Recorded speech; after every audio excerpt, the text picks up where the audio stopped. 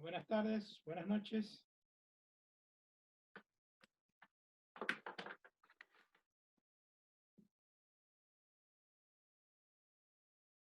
Buenas noches, mister. ¿Cómo están? ¿Qué tal de bueno?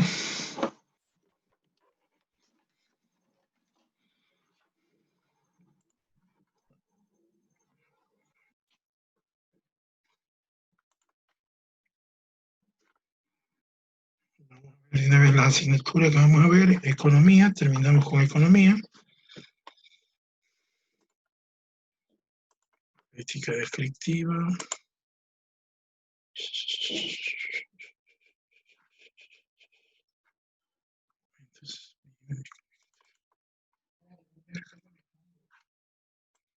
Microeconomía.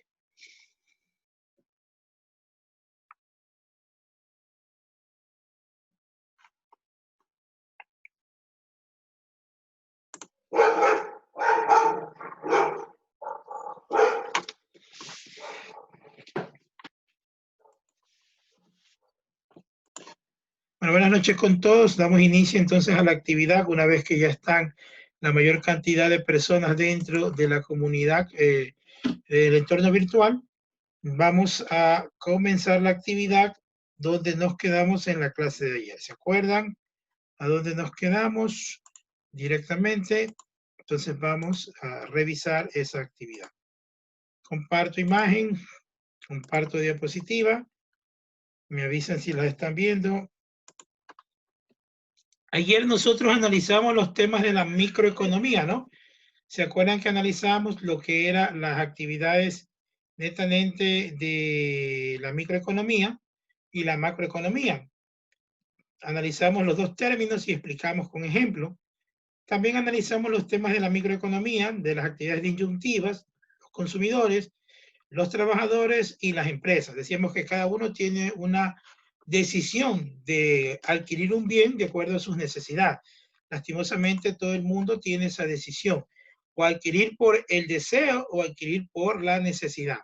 Y en economía pues más se basa en adquirir por necesidad. Después de eso que nosotros analizamos propiamente, tenemos que ver entonces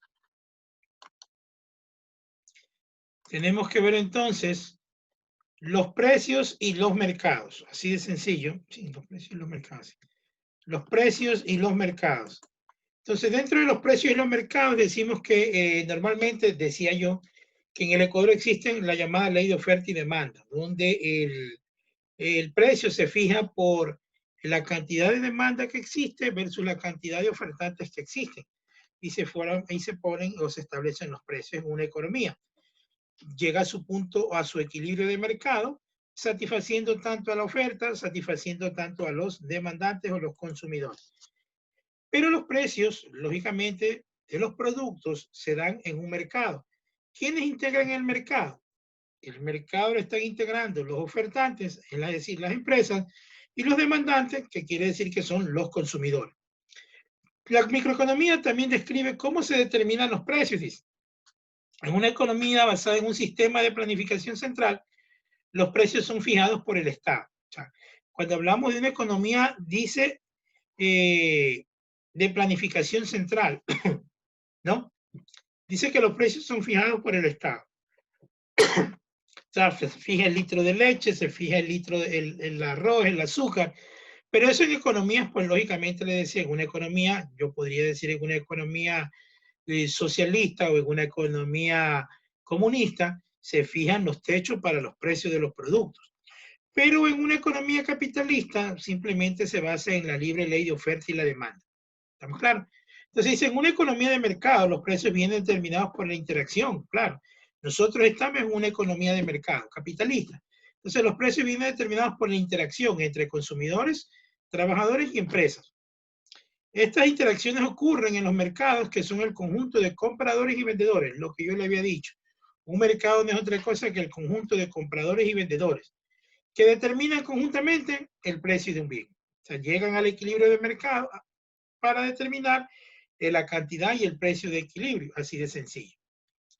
Entonces los precios están relacionados con el mercado, en una economía de mercado, no así en una economía comunista, donde los precios son fijados por el Estado. Asimismo puede ocurrir en el caso de una economía socialista. Ustedes han de haber visto en el semestre anterior que los sistemas económicos existen el comunismo, el socialismo y el capitalismo como tres principales fuentes o sistemas económicos de los países. No obstante, dependiendo de los autores, existen otras clasificaciones, pero los principales que se manejan son esos, ¿no? Dentro de la economía, ¿no? Son esos. Entonces vamos analizando entonces las teorías y modelos que existen. Dice, en economía, las explicaciones y las predicciones se basan en teorías. Las teorías se desarrollan para explicar los fenómenos observados por medio de una serie de reglas y supuestos básicos. Nosotros hemos visto que en economía se da por problemas, y esos problemas que ocurren en una economía, disparidad de los precios con la demanda, disparidad del precio con la oferta. Entonces todos son problemas económicos que se analizan. Claro, desde el punto de vista micro y desde el punto de vista macro, porque también podemos analizar el desempleo, la inflación, entre otros casos. Pero todos son fenómenos observados por medio de una serie de reglas. La demanda tiene su regla, ya vimos la ley de oferta, la ley de demanda, que decíamos que son dos variables inversamente proporcionales. Y así podemos enumerar muchas series. Como economía, usted verá, por ejemplo, la regla del costo-beneficio-utilidad, o costo-volumen-utilidad. ¿Qué dice esa ley? Que a mayor volumen disminuye el costo, o sea, a mayor volumen de producción, el costo disminuye, y si disminuye el costo, aumenta la utilidad. Entonces también esa es una regla, costo-volumen-utilidad, que también lo utilizan en la gerencia financiera y lo utilizan también en lo que es la contabilidad de costos, ¿no? Cuando quieren medir el punto de equilibrio de las ventas y los ingresos y todo lo demás. Un modelo es una representación matemática, así es. Un modelo es una representación numérica, matemática, basada en la teoría económica de una empresa, de un mercado o de alguna entidad. Es matemático porque cuando usted le pedí en la semana pasada, acuérdense que a un joven le pedí, bueno, yo le pedí a todos, pero un joven me contestó, solo un joven me contestó cuando yo le dije, en el ejemplo que puse, ¿cuál es el equilibrio de mercado dada la ecuación de la oferta y la demanda? El joven que hizo ese ejercicio y que me dijo tanto es la cantidad demandada en el equilibrio y cuánto es el precio de equilibrio, él me dijo, pues lógicamente él ha de haber hecho un sistema de ecuaciones, ¿sí o no? Un sistema de ecuaciones, y cuando hablamos de sistema de ecuaciones nos acordamos de matemáticas. Un sistema de ecuaciones de 2 por 2 porque hay dos variables, precio y cantidad. ¿Cómo lo hizo? Mediante un modelo matemático. Hay algunos, ¿no? Por ejemplo, para un sistema de ecuaciones 2 por 2 existen métodos. ¿Cuántos métodos existen para ese tipo? Acuérdense en cuántos métodos. A ver.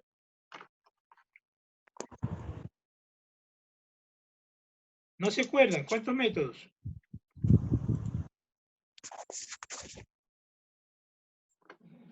¿No? El método de igualación, de sustitución, de reducción, de eliminación, Gauss-Jordan y bueno, no lo acuerdo cuál es. Claro, entonces existen algunos métodos, métodos de sustitución, métodos de igualación, ¿no? Métodos de suma y resta, que también le dicen. De reducción. Método gráfico, o reducción, suma y resta.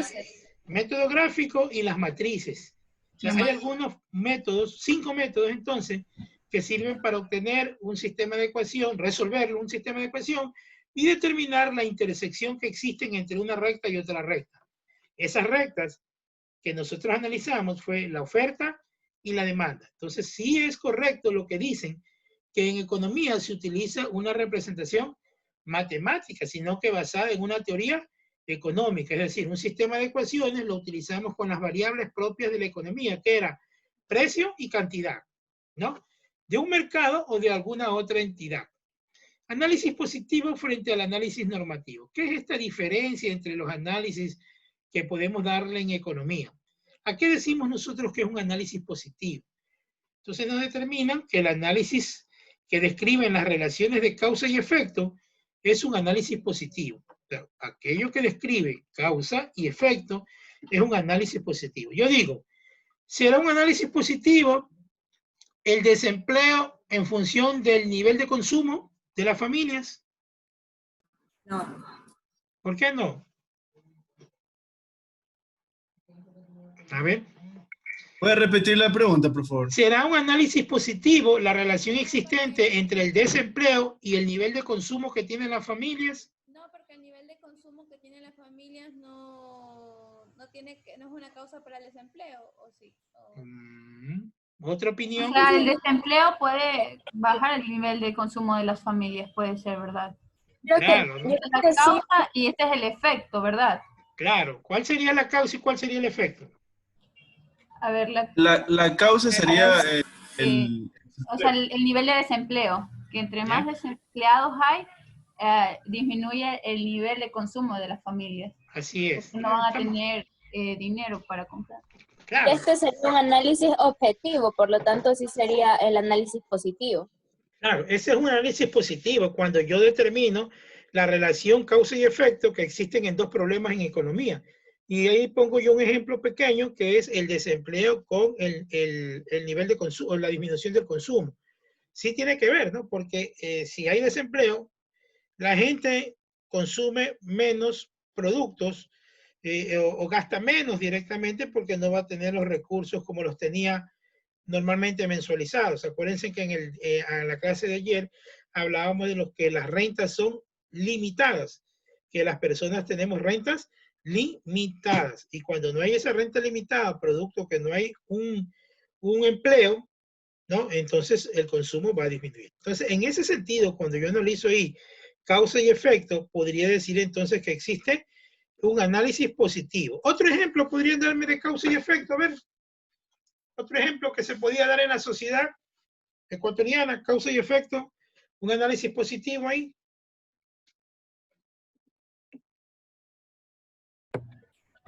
Puede ser que la falta de señalética pueden causar accidentes. Claro, bueno, me estoy metiendo a otro campo, ¿no? De accidentes de tránsito, pero llevado a un análisis, puede ser un análisis positivo, ¿no? Análisis que describen las causas y efectos, ¿no? Es la causa y efecto. Así es, sí. Podría Puede ser también... turismo, puede ser el turismo que, claro, fomentar el turismo. Claro, Además, podría plazas de ser... empleo. ¿la causa cuál sería? La pandemia. Y el efecto sería... La baja temporada de turismo que hay por el momento. Claro, la baja temporada turística o cero nivel turístico o las pérdidas en el sector turístico, ¿sí o no? O la quiebra de muchas empresas en el sector turístico, porque hay muchas empresas que ustedes saben, conocen, se han dado por los medios, que han cerrado, ¿no? Hoteles, entre otras actividades que han cerrado, ¿no? Los restaurantes también han quebrado. Claro, restaurantes, porque los restaurantes son parte del sector turístico. Claro, estoy hablando de los restaurantes Claro, porque también estrellas, cuatro acaparan estrellas, bastante aglomeración. Claro, entonces no pueden, han quebrado mucho. Entonces, ese es un caso. Otra causa podría ser la delincuencia, que es un factor social. ¿A qué se debe la delincuencia? Yo podría relacionarlo con la educación o podría relacionarlo con el desempleo también. Con el desempleo directamente, porque al no haber el ingreso, pues tiene la mayor parte de la delincuencia, ya que no tienen como otro recurso como hacerlo. Así es, mi estimada. Entonces, eso podría ser un análisis positivo. Vamos a analizar entonces lo que es algo normativo. Dice, análisis que examina las preguntas de lo que debería ser. ¿Qué debería ser? Es decir, como que dice, estamos hablando a futuro. ¿qué debería ser? Entonces un análisis normativo. Decimos nosotros ahora, lo que me decían ayer muchos estudiantes, problemas de actualidades. El Estado está perdiendo tributos porque hay gente que está trayendo vehículos normalmente con carnets que no le corresponden. Entonces, el Estado está perdiendo ingresos, ¿no? Porque esos son tributos que se están evadiendo. En ese sentido, si yo digo, ¿qué deberíamos hacer para que no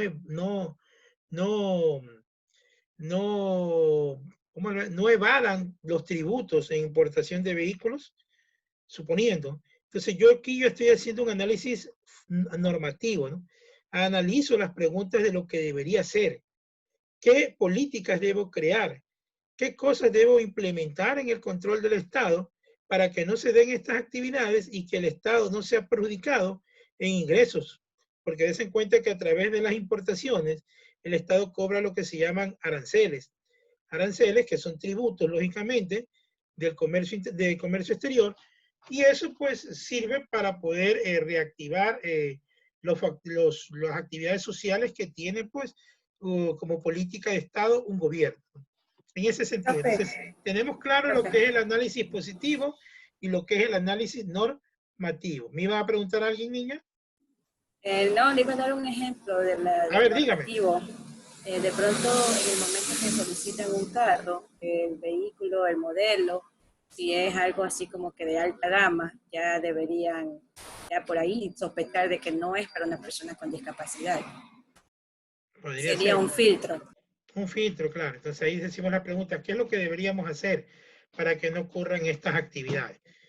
Y podemos dar en economía muchos problemas, porque hay problemas bastantes que se generan dentro de la sociedad. Ustedes han de haber visto que la economía es una ciencia tan antigua que viene de las ciencias sociales. Entonces, lo que estudia las primeras ciencias, hablamos de la economía, sociología y la psicología. Entonces, la economía prácticamente va amarrada con esta ciencia.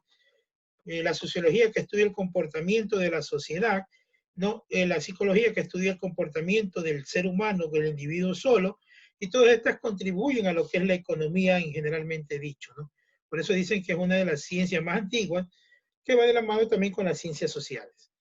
En este sentido, yo voy a tener, ya una vez conocido esta diferenciación, voy a determinar lo que era un mercado, pero ya me había anticipado y explicado lo que era un mercado, que era un conjunto de compradores y vendedores.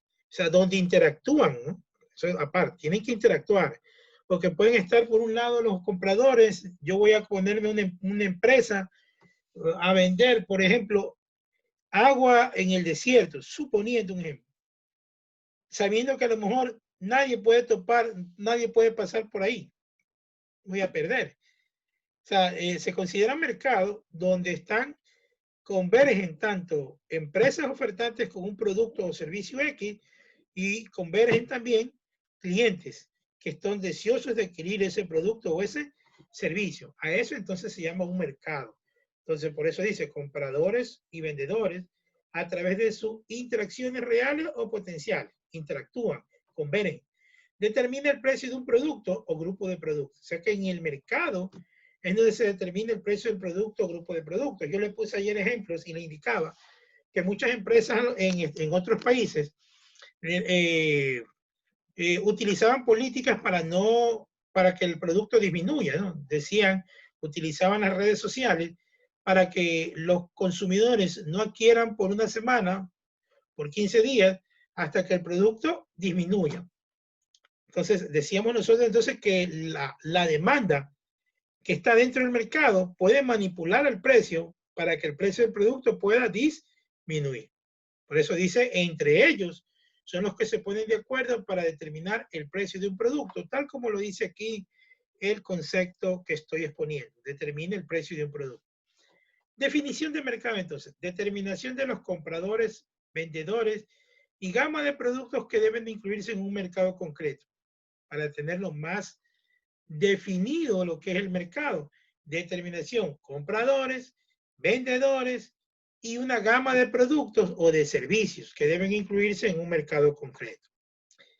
El arbitraje práctica consistente en comprar un producto a bajo precio en un lugar u venderlo a un precio más alto en otro lugar. Entonces, esa es una práctica común que puede existir. Decían nuestros abuelitos en la antigüedad, un adagio popular, no sé si ustedes lo han escuchado: nadie compra pan para vender pan. Los abuelitos decían, nadie compra una pluma en $1 y la vende a 90 centavos o la vende a $1. Pero uno siempre quiere ganar dinero. Ese es lógicamente el objetivo fundamental, es de ganar. Inclusive, dentro del Código de Comercio, ustedes han de haber ya revisado, ya han de haber revisado en los semestres anteriores, que quienes eran considerados comerciantes en el Código de Comercio, ¿sí o no? ¿Quién se acuerda de quiénes eran considerados comerciantes? Del Código, ¿quién se acuerda? El artículo que indica quiénes son considerados comerciantes. Nadie. Que buscan un lucro. Claro, que ejercen una actividad y que ejercen un lucro que les permita seguir ejerciendo esa misma actividad. En general, lo que dice el artículo determinado, creo que es el artículo 10 del Código de Comercio. Entonces, hablamos nosotros de eso, ¿no? Que la persona, lógicamente, tiene que sacarle un provecho, un beneficio, como nosotros decimos en economía. Por eso dice en la práctica, el arbitraje no es otra cosa de comprar un producto a bajo precio en un lugar o venderlo en un precio más alto en otro lugar. O sea, compro a un bajo precio y lo vendo a un precio alto. Lo que se dio en algunos casos en esta pandemia, cuando estuvo cerrado casi todo, por efectos del desabastecimiento de ciertos productos en el mercado. Por ejemplo, uno compraba una cubeta de huevos a $3, $2.80, y ya cuando hubo este cierre de mercados y tanta cosa, de rutas, ya la cubeta subió a $6, a $5, entre otras, ¿no? Entonces, claro, uno compra barato para venderlo caro. Pero ese es el objetivo del comerciante. Y ese es el objetivo de una ley de la oferta y la demanda, como ya habíamos dicho anteriormente, ¿no? En la diapositiva anterior. Entonces decimos que existen mercados competitivos frente a mercados no competitivos. Sí, claro, hay mercados competitivos y hay mercados no competitivos. Un mercado perfectamente competitivo, ¿qué es un mercado perfectamente competitivo?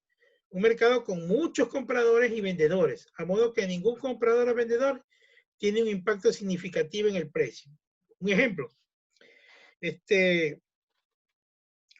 Rumichaca. ¿Quiénes conocen la calle Rumichaca entre entre Luque y 10 de agosto? Sí, podría decir Luque y 10 de No agosto. conozco, yo soy de Los Ríos. No conozco, profe. Tampoco es de aquí, mi niña. Es que Yo yo sí soy de Los conozco, Ríos. profe. Ah, ya, bueno. Yo Pero sí conozco, profe. se conoce ya. Bueno, los que conocen se han de dar cuenta que han visto ustedes ahí en esas calles. Es el sector ferretero. El sector ferretero. Es un mercado que desde la antigüedad conocen que es un sector ferretero.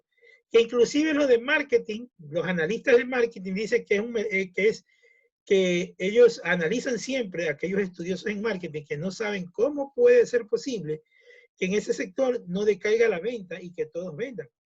Todos están metidos ahí, todos son competencia y todos venden. Ese es, por ejemplo, un ejemplo de un mercado competitivo. Están dentro de Es esa también calle, por la demanda. claro, Ingeniero. dentro de esa calle. También por la demanda. Claro, sí. En esa misma calle, profe, también está el sector inmobiliario, que está más o menos hasta la calle Colón. También full muebles por ahí. Claro.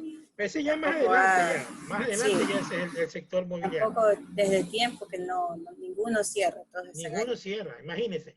Entonces usted, por ejemplo, analicemos el sector ferretero. El sector ferretero creo que son 5 cuadras. Y en esas 5 cuadras no hay una ferretería por cuadra. Hay siquiera unas 10 ferreterías en cada lado de la cuadra. 10 de este lado, 10 al frente. Por 5 cuadras me atrevo a decir que a lo mejor habrán unos 100 ferreterías o de 80 a 100 ferreterías. Entonces es un mercado perfectamente competitivo, porque todos ofertan los similares productos, pero también hay una demanda para esos similares productos para satisfacer. Por eso dice, hay muchos compradores y también hay muchos vendedores de lo mismo. Entonces la gente se congrega ahí. Otro mercado competitivo podría ser el de la distribuidora farmacéutica, ¿sí o no? ¿Saben dónde es el sector de las distribuidoras farmacéuticas aquí en Guayaquil? No, Por no la conozco calle, la calle, pero sí. Riobamba, por la calle Riobamba. Claro, Ok. en el sector de Riobamba, Manuel Galesio, podríamos decir Padre Solano. Piedrahíta, Padre Solano.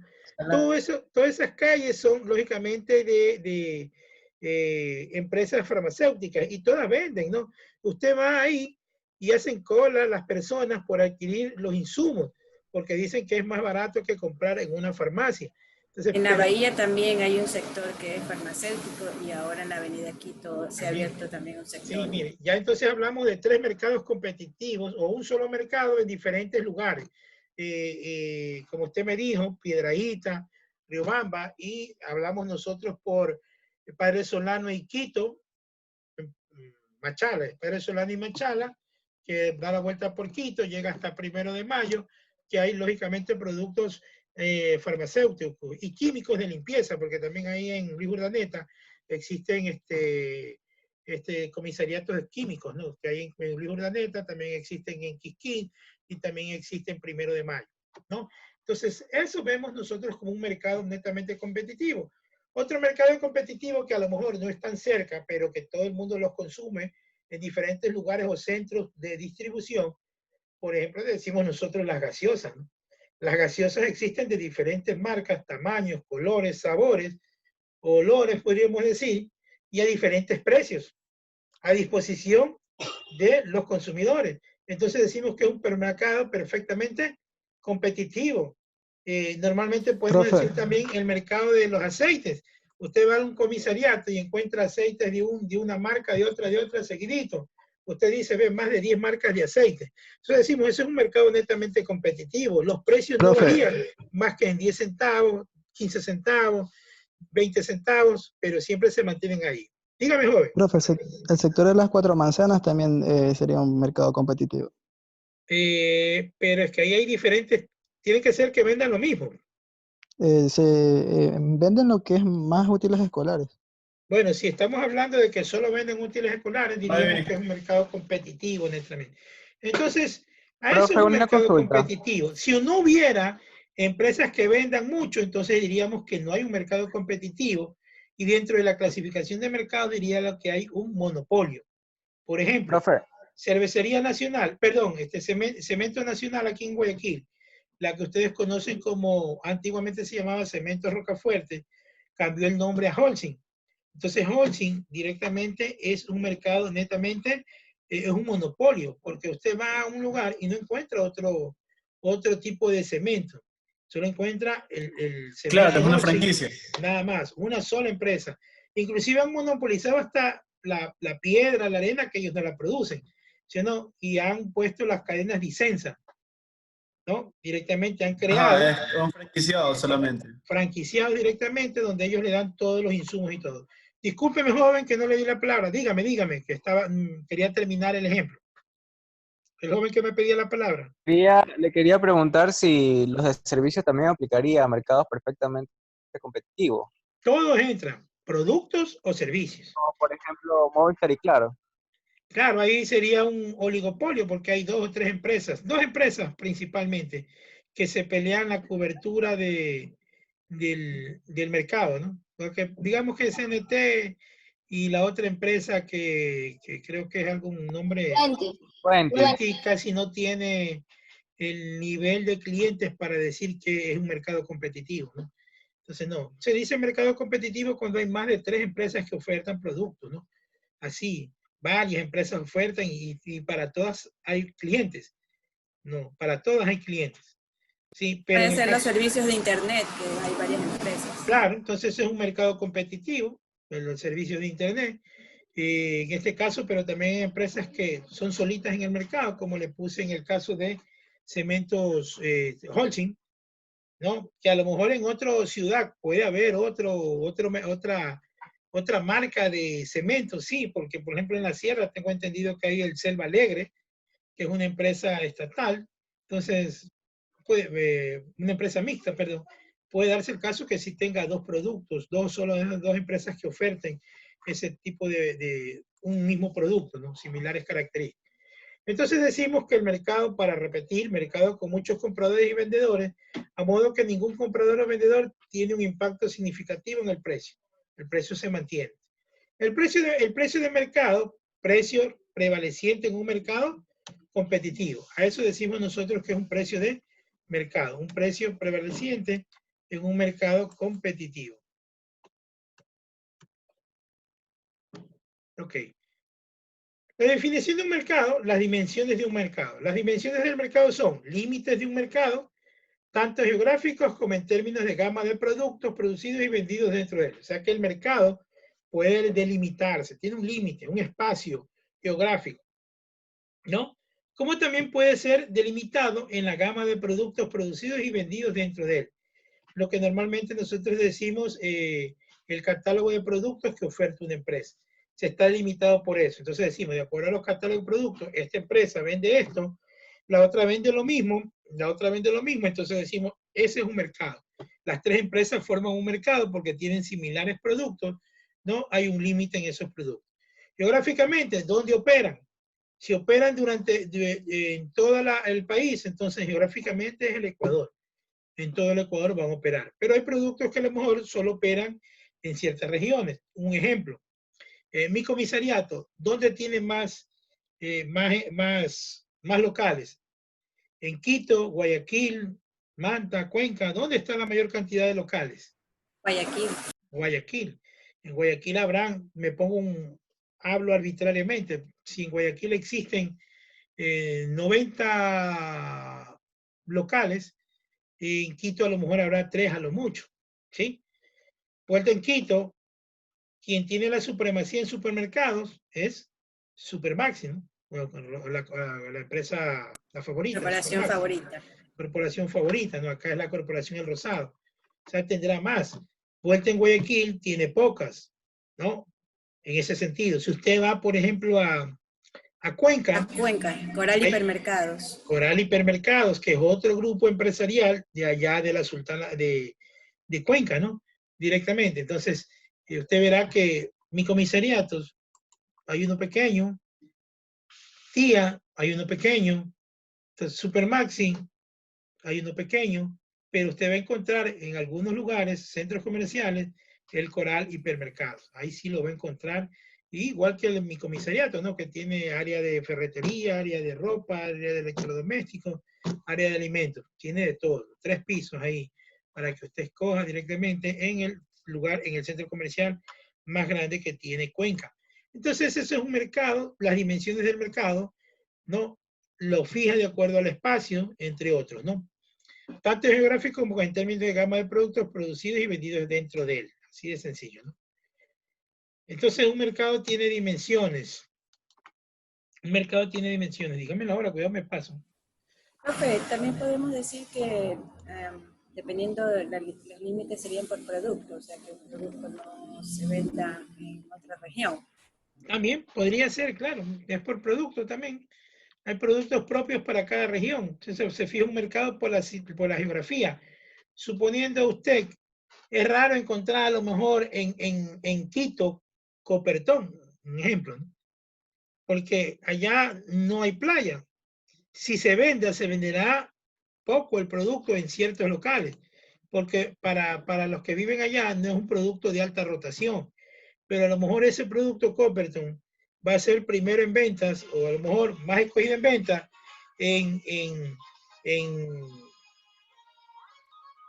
¿cómo se llama? Más escogido en ventas en Salinas, en la provincia de Santa Elena, en la provincia de Esmeraldas, en lo que todo su bordea sus Lo costas. que es las costas. En Manabí, que bordea sus costas. Entonces ya ellos marcan su mercado geográficamente, es esto. No digo que no va a haber en Quito, en Riobamba, puede haber, porque a lo mejor hay gente que se utiliza para protección cuando va a unas piscinas, aguas termales, si es que se lo permiten también, porque hay ciertos lugares que no permiten que utilicen esas cosas, pero va a haber en menor cantidad, entonces ellos definen su mercado ese rato. Así es, mis estimados. Entonces, para continuar, la definición del mercado es importante por 2 razones. Una empresa debe entender quiénes son sus competidores reales y potenciales para los diversos productos que vende o podría vender en el futuro. Es indispensable que una empresa sepa quién es su cliente. Cuando ustedes vean marketing, si es que ya no vieron marketing, ustedes van a ver que cuando uno tiene una competencia, uno no va a destruir a la empresa pequeña que tiene menos participación en el mercado. Uno, si quiere ser grande, apunta con hacerle competencia a la primera, a la líder. Allá uno apunta. Lo que ella hace, si está de líder, es porque lo está haciendo bien, y nosotros tenemos que llegar a apuntar a esas cualidades que tiene esa empresa y aún mejorar esas cualidades, porque ese es el objetivo fundamental para nosotros ser líder en el mercado, ¿no? Porque yo no voy a hacerme a pelear con una que está al último en ventas, porque si no yo me he metido mal, he tenido unos objetivos, unas metas muy pobres para poder surgir dentro de un mercado competitivo. ¿Estamos claros? Entonces, por eso dice, una empresa debe entender quiénes son sus competidores, para ver qué están haciendo bien y a lo mejor imitar algunas cosas y superarlas. Potenciales para los diversos productos que vende o podría vender en el futuro. ¿Hasta aquí alguna pregunta, jóvenes? ¿Ninguna? ¿Ninguna? No, profe. Ya. Creo que hoy día solo es 1 hora, ¿no? No, ingeniero, todo está claro. Sí, digo, hoy día es 1 hora, ¿no? Sí, 1 hora. De 5:30 a 6:30. ¿Y la otra hora qué hora comienza? Con ustedes. 8:30, profesor. 8:30, 10:30. Ya, pues entonces entramos a las 8:30 puntuales, ¿no? 8:40. A las 9. ¿Qué horas son? 8:45. Légate, Wilcapi. Ya, 8:45 entramos. 9:30. 8:45, no, Ya. 8:45 entramos, ¿ya? Ok. Ya, profe. Que tengan una buena tarde, vayan a hacer actividades, revisen y nos vemos, pues, nos volveremos ya mismo. Ya saben que tienen que dejar sus nombres ahí para, pues, tener la evidencia necesaria de lo que hemos visto, ¿no? Profe, el link está, ese sí va a valer. Ya lo voy a cambiar porque tengo que revisar nuevamente. Ahorita lo cambio para la siguiente clase. Porque han cambiado los links de enlace. Ya lo voy a corregir. Y para la clase de las 8:30. Claro, esa la voy a corregir. 8:45. 8:45 vamos a entrar. Perdón, 8:45. Sí, yo si entro 8:30 mudo, ustedes 8:45 al Zoom.